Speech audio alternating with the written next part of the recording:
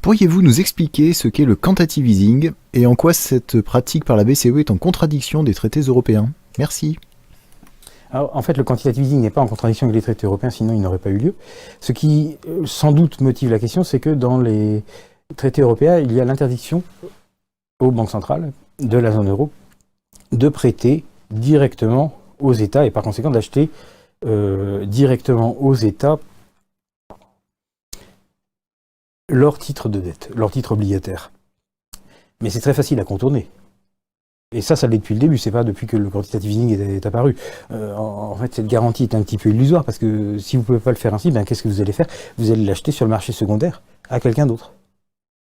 Mais ça revient tout à fait au même, parce que les dettes des États donc, qui sont distribuées par les banques commerciales, qui en font grossistes, sont très substituables les unes aux autres. J'entends par là, si le Trésor français émet un titre de 10 ans à 6,6%, au moment où il l'émet,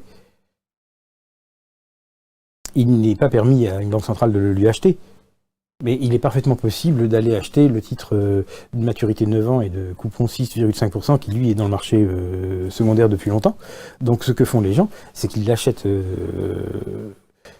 c'est qu'ils achètent le titre, non pas le nouveau titre, mais un titre similaire. Et d'un autre côté, ils vont récupérer sur le marché, dès qu'il y sera, le nouveau titre, donc ça revient au même, ça se substitue complètement.